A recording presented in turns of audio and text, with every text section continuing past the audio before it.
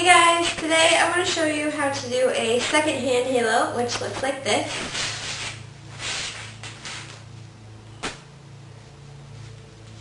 Alright, but before we start this move, we have to name our hand.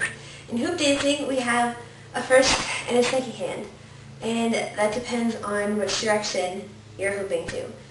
Your first hand is always going to be the hand opposite of the direction you're hooping to, and your second hand is always going to be the hand on the same side as the direction you're hooping to. For example, I hoop to the left, so my right hand is my first hand, and my second hand is my left hand. But if I were to switch and hoop to the right, now my left hand is my first hand, and my right hand is my second hand. So to start a second hand halo, just rest the hoop on the ground in front of you, and you grab it with your second hand with your palm facing up. Then the first thing you're going to do is spin in the direction that your thumb is pointing, and raise your hand above your head. Now when you get to the top, it's important that your fingers are facing the ceiling and that your thumb is facing out. If your thumb is pointing up, it's just going to get in the way. But if it's down with this nice L shape, it's going to act as a shelf and provide a space here for the hoop to roll across.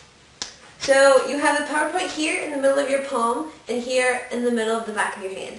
And your motion is just going to be back and forth. You're just going to push through these 2 points.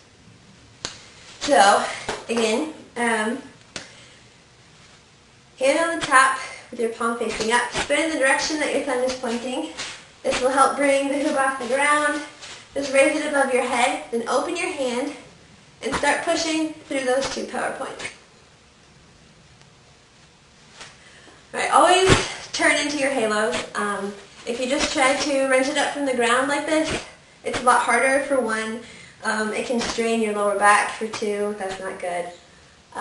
So turning into it, just give you some momentum already, and it will just float up very nicely. And yeah, it's just the back and forth motion. Just make sure your fingers are pointing up, that your thumb is facing out. And your hand is pretty sensitive, so you may get bruises. If you have a lighter hoop, maybe try that. But yeah, just go easy on your hand. If you get bruises, take a little break and come back to it later. But yeah. There you go. That's a second hand halo. Enjoy.